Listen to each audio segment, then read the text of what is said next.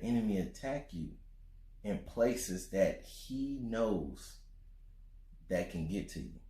And so the love that I have for you. So one of the things I think is really, really cool about our relationship, because it's 12 years if you hadn't checked the time.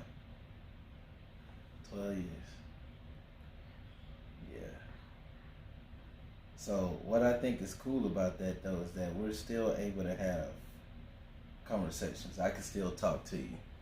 And some people in their relationships, they don't ever get to that point. You know, we get these real conversations where, you know, we kind of talk about where we were in life and where we're at now. For example, you know, when I first started this journey of really walking the path with God, not saying that I believe in God, I believe in Jesus Christ, and I'm a lover of Jesus Christ, but still go and do things that could be considered sinful, right? Or still have sinful thoughts, or, you know, and not try to change that, you know, and just kind of be filled with whatever anger, resentment, you know, all that stuff is. I found my own way of loving you even more. You know what I'm saying? And what I mean by that is when I started working on myself, when I started following God, I dove in, you remember this, I dove so deep into the Word that I would spend hours upon hours just reading. And I started trying to drag you along with me. I would watch sermons on TV probably like 2-3 times a day. You know, I was watching sermons at night on patrol. I was watching, you know, I was listening to worship music, you know, waking up in the morning, and it was almost like information overload. You know, God was like, "Oh, you ready for this information?" You know, they always say it's like trying to drink from a fire hydrant. You know, it's just too much. And so, I was trying to drag you with me, and then I had this conversation with my dad. I don't think I ever told you this. And I had this conversation with my dad, and we were talking about, you know, following God. And when we were talking about that, you know, he was saying that your journey is your journey with God. So you can't necessarily try to drag your wife with you because it's your journey. And then I kind of started really looking at it and dissecting that, and then I started saying, okay, I get it now. I get it. It's my individual journey. And that was like the first step I took to adding, not necessarily adding, but putting God back into our relationship. Because he was there, it was just like he was on the shelf though, you know, collecting dust.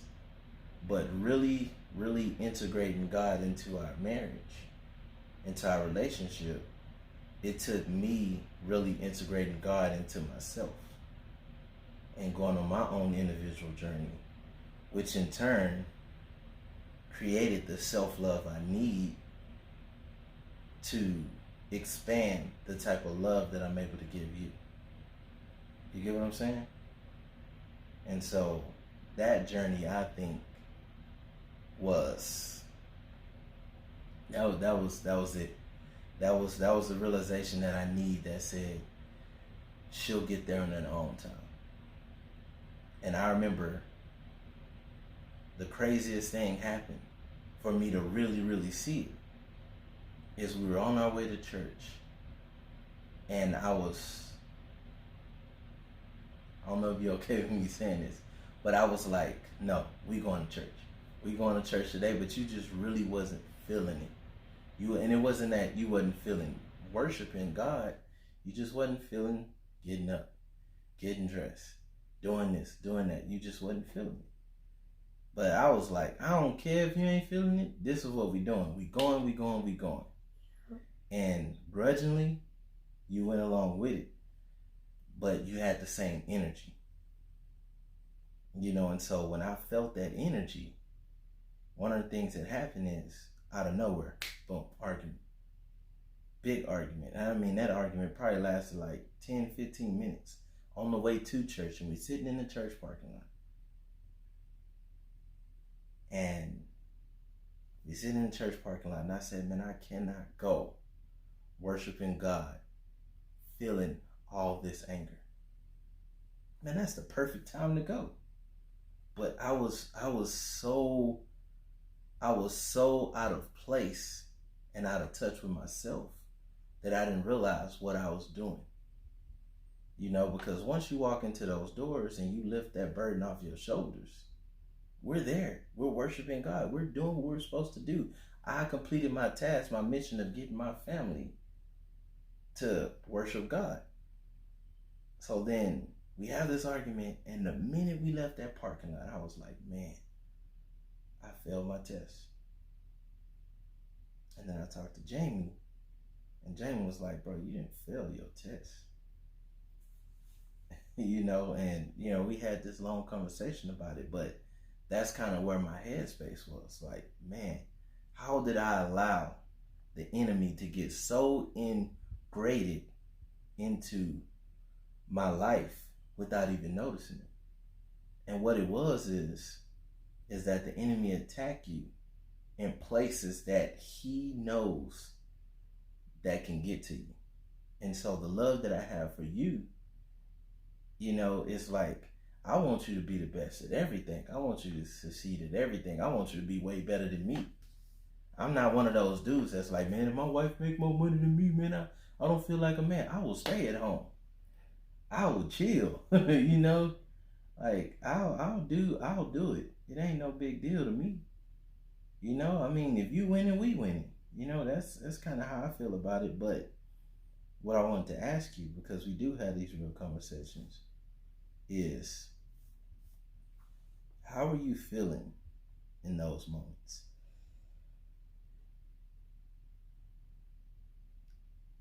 Your excitement and enthusiasm was contagious. And at first, I wanted to be on board. I wanted to get to where you were at. And it was helpful when you would share with me what you read, or you would tell me, I've read this many days, it was exciting for me because you were growing as a person, as a man, spiritually. You were growing, and I could see that. And I was excited for you. I was excited for you, and I wanted to encourage you.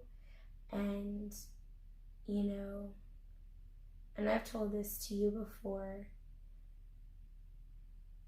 when you were working nights, me and the kids always prayed, and I always prayed for you at the end, and that God would use you because you were ready to be used. And I knew you were ready. It took you a minute to get there.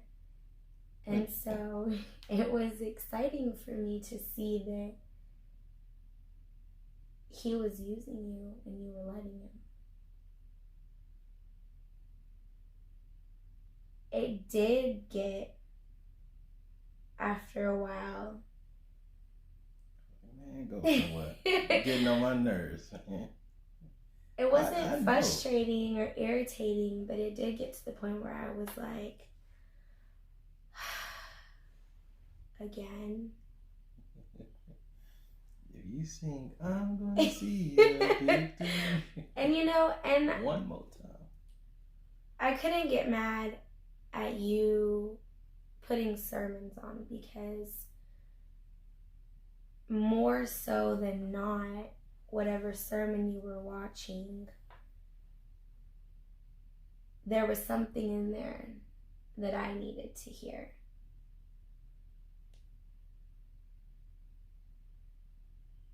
And I was telling you, or I had started telling you, that I loved that you wanted me to take this journey with you, and that I was going to be a part of your journey, but it was your journey. And there was different times where I would give you different hints here and there that it was starting to be overwhelming.